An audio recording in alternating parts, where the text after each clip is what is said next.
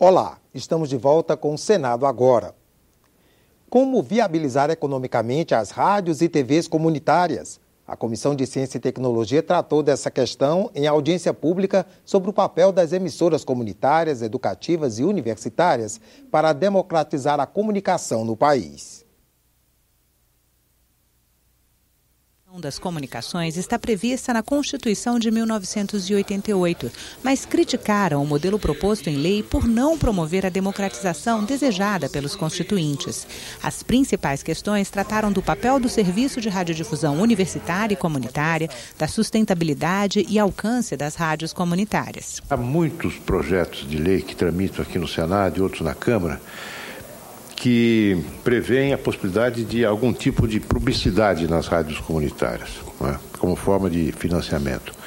O que suscita a objeção das rádios comerciais que se submetem a uma licitação, que pagam outorga e que se consideram prejudicadas por uma concorrência desequilibrada. Segundo o representante da Associação Brasileira de Rádios Comunitárias, permitir publicidade é fundamental para viabilizar economicamente as emissoras e promover diversidade cultural. Uma publicidade de uma cabeleireira em uma cidade do interior, ela nunca vai chegar em um meio comercial. E por aí vai, o feirante, né, além a quitandeira, né, o setor produtivo local, né, ele não é uma ameaça para os meios de comunicação comerciais. A cultura brasileira, essa se faz nos pequenos municípios, nas pequenas localidades do país, e é a que mantém a nossa identidade de brasileiros. O representante do Ministério das Comunicações considera a Lei de Radiodifusão Comunitária restritiva. É uma lei que traz, por exemplo, no seu próprio texto, a potência máxima de uma emissora de rádio. Isso não acontece para nenhum outro serviço de radiodifusão. É uma lei que traz a altura máxima da torre de transmissão. Isso não acontece em nenhuma outra lei voltada a qualquer serviço de radiodifusão. Aliás, no que se refere à altura de torre de transmissão, isso não consta nem em decreto, né? Normalmente isso está nos regulamentos técnicos. É uma lei que prevê um canal para execução desse serviço de radiodifusão comunitária por município, quando, na verdade, em 80% dos municípios brasileiros há uma disponibilidade grande de espectro FM. A Comissão de Educação aprovou a regulamentação da profissão de cientista e ainda o projeto de lei que autoriza crianças e adolescentes a trabalharem como artistas ou desportistas, desde que tenham autorização dos pais ou responsáveis. Garantir que as escolas da rede pública tenham estrutura física mínima e equipamentos pedagógicos de qualidade é o que determina o projeto aprovado pela Comissão de Assuntos Econômicos. A matéria segue para análise da Comissão de Educação. A ideia é criar uma espécie de habite-se escolar para creches, pré-escolas, centros de educação infantil e colégios de ensino fundamental e médio. O Ministério da Educação definirá as condições mínimas de construção e os equipamentos necessários para o funcionamento. Isso colocaria fim às instituições precárias, sem banheiro ou luz elétrica, e haveria uma uniformização do padrão de qualidade. As escolas precisam ser vivas, precisam atrair, seduzir os alunos para que eles possam ter gosto pelo estudo e pelo aprendizado. Porque nós hoje estamos competindo com a rua, estamos competindo com a sedução do tráfego, de drogas, então nós precisamos trazer os nossos jovens para os equipamentos escolares e precisamos que esses equipamentos sejam bons, bonitos, atrativos. Os senadores aprovaram ainda projeto para aumentar a segurança na comunicação de dados da administração pública. O objetivo é assegurar redes próprias de internet, protegendo informações estratégicas e sigilosas. A matéria também reforça a determinação de que os recursos do FUST, Fundo de Universalização das Telecomunicações, sejam aplicados na melhoria dos serviços de telefonia e internet. Esse fundo tem mais de 17 bilhões de reais em caixa. Já foi investido até hoje 0,001%, 140 milhões. De mais de 17 milhões.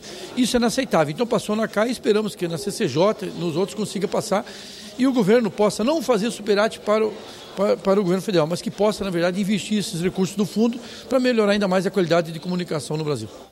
A Comissão de Assuntos Econômicos aprovou o convite ao presidente da Petrobras, Aldemir Bendini, para prestar esclarecimentos em audiência pública sobre as dívidas e o plano da empresa para recuperar a capacidade de investimento. Além das denúncias de corrupção, o cenário da petroleira se agravou com a queda no preço do barril do petróleo abaixo de $50 e a desvalorização do real.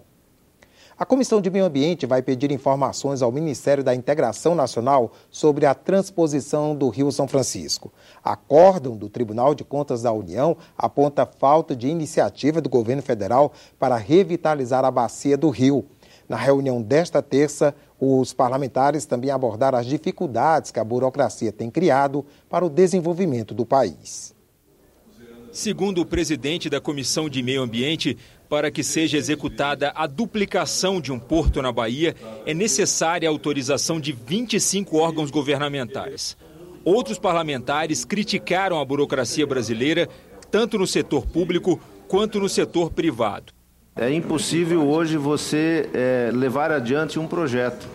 Você gasta muito mais tempo, atrás de licenças, atrás de portarias normativas, do que efetivamente de obra.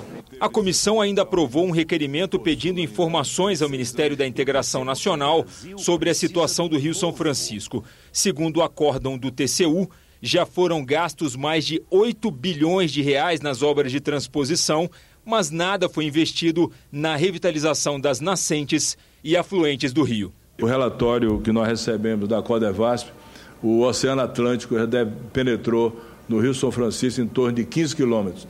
Esse é o principal sintoma da morte de um rio, quando ele perde a força para entrar no mar e recebe a força do mar dentro do rio. Já penetrou mais ou menos 15 quilômetros, chegando próximo da cidade de Penedo, em Alagoas, onde a salinização já não permite absolutamente nem a captação para consumo humano, nem para irrigação e muito menos para a piscicultura. A presidente Dilma assinou o decreto que regulamenta a meia entrada em eventos artísticos, culturais e esportivos.